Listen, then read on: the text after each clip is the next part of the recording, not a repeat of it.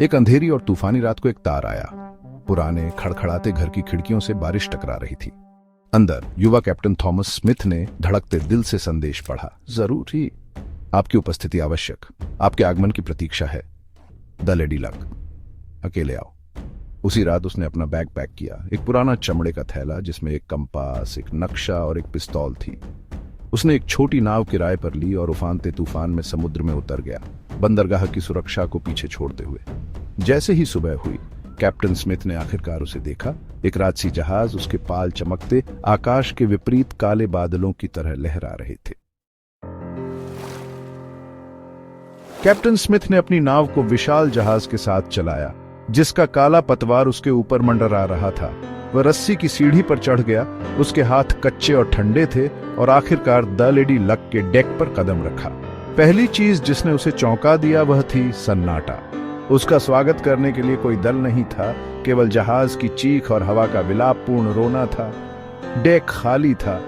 लकड़ी के तख्ते धूप और नमक से सफेद हो गए थे।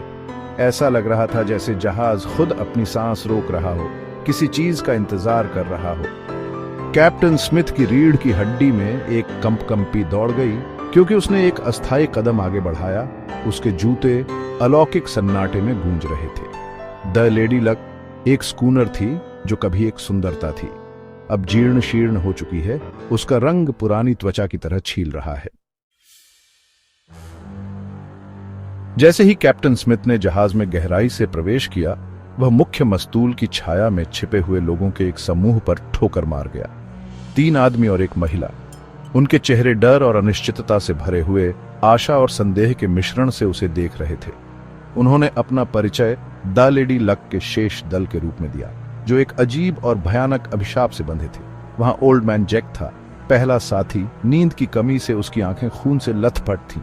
फिर युवा एमिली थी, जहाज की रसोइया। उसका चेहरा मौत के समान पीला, उसके हाथ लगातार कांप रहे थे।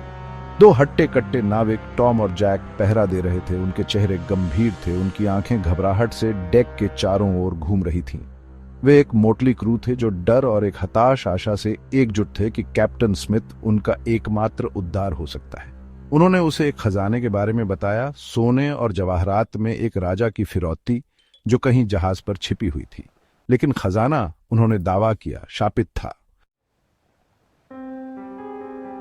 कैप्टन स्मिथ हालांकि संशय में थे, ध्यान से सुनते थे। उन्होंने कभी भूतों की कहानियों पर विश्वास नहीं किया था, लेकिन चालक दल के आतंक के बारे में कुछ ने उन्हें अपनी तर्कसंगतता पर सवाल उठाने पर मजबूर कर दिया। उन्होंने कम से कम कुछ समय के लिए रुकने का फैसला किया, इन हताश आत्माओं को देखने और शायद उनकी मदद करने के लिए। दिन रातों में बदल गए और अजीब घटनाएं जारी रहीं। दरवाजे अपने आप बंद हो गए।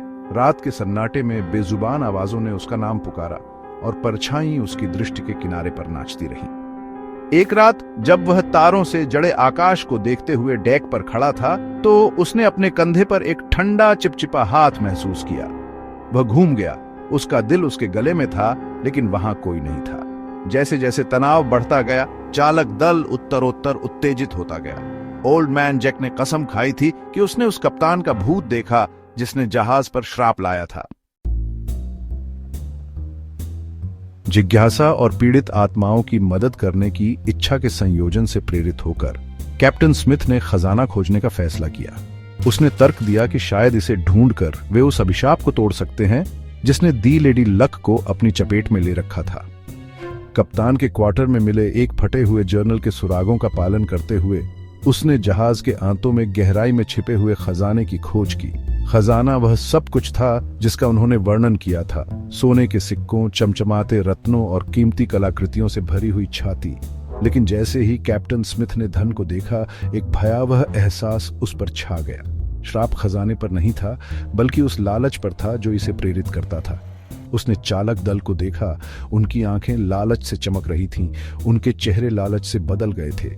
वे कभी शापित नहीं थे, वे स्वयं अभिशाप थे।